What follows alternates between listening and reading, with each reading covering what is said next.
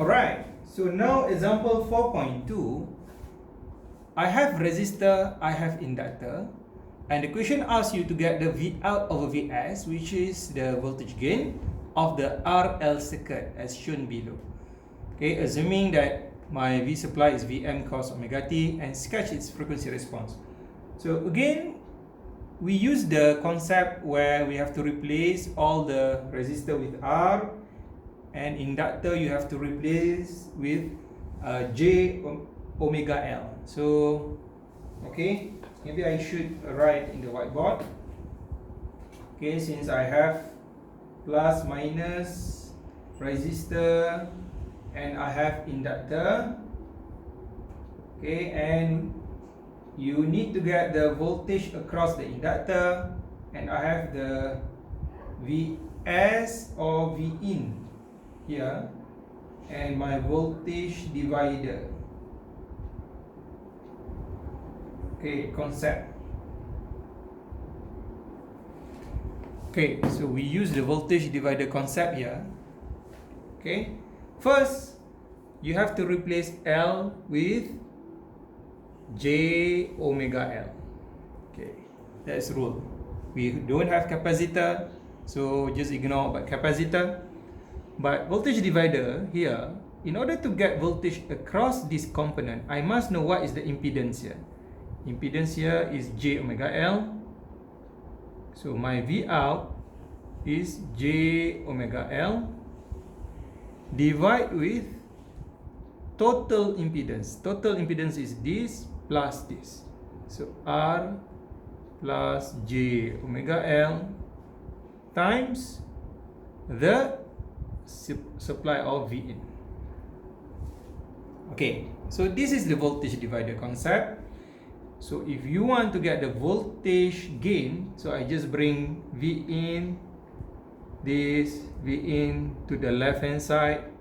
So this is the equation for the voltage gain. J omega L divide with R plus J omega L, which is the exactly the same with this J omega L over, okay, R plus J omega L.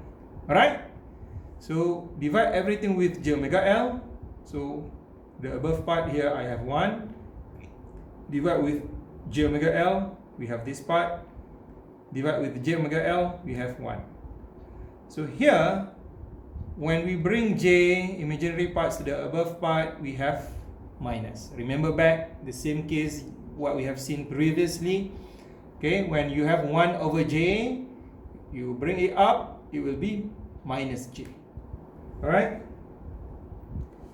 so the magnitude H will be, okay, 1 over square root of 1 plus omega naught over omega squared, because here you know that your omega naught, because you have omega naught here, you know omega is omega, so your omega naught here is R over L. Okay, so in order to get your phi is inverse tangent of, okay, imaginary parts divide with your real parts, but your real parts is 1, so that's why you don't have 1 here.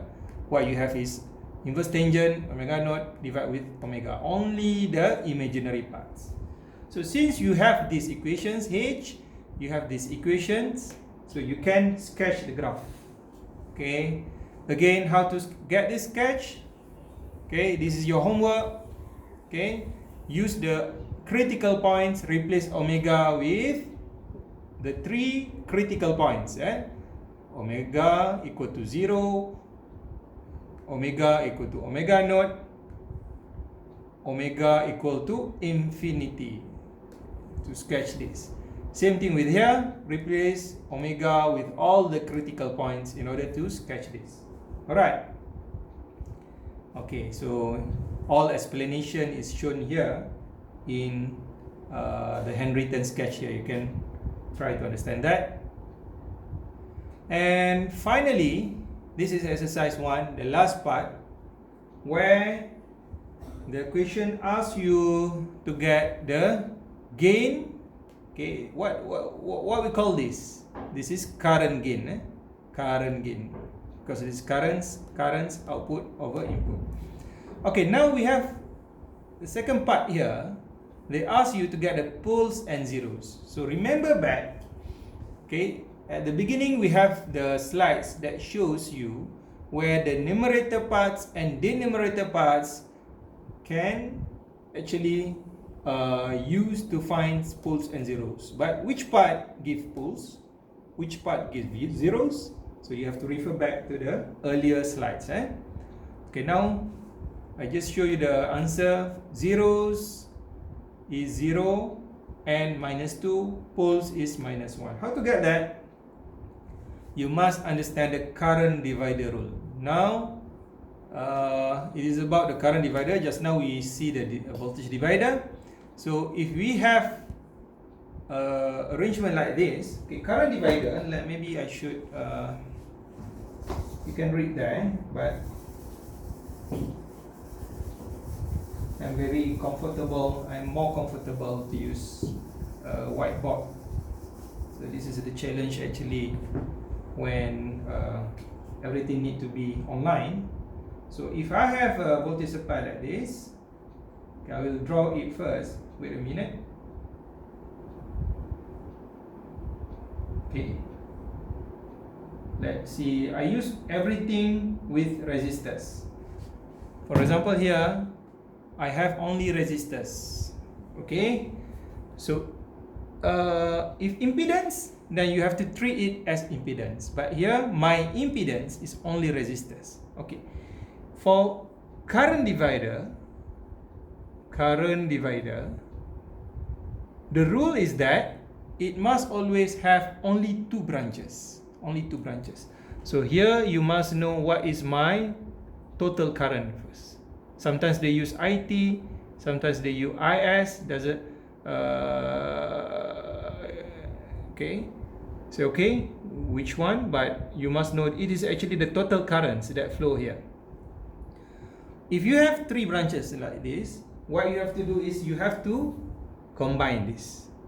Okay, remember that 1 over R is equal to 1 over R2 plus 1 over R3 if you want to combine this, because in order to use current divider we must have only two branches, so we cannot have more than two branches like this. Okay, so how to get current that flow in this? Here, let's say this is I1 and here is I2.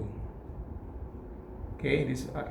So my I1 is equal to, I must take the other branch R1 divide with total branches, total impedance in both branches, R1 plus R2 divide times with I total. Okay, like that. Okay, so this is how you obtain it. Okay, and then how to get the I2? I2 is you take the other branch R1 I2. Oh, sorry, this is not R1. I1 you take the other branch R2. Okay, here. So I2 I have to take the other branch R1 divide with R1 plus R2 times I total. Okay, so this is the same explanation here. You can read that and continue with this. So by using the current division, 4 plus J2 omega, if you see here, okay, I will continue the solution after this.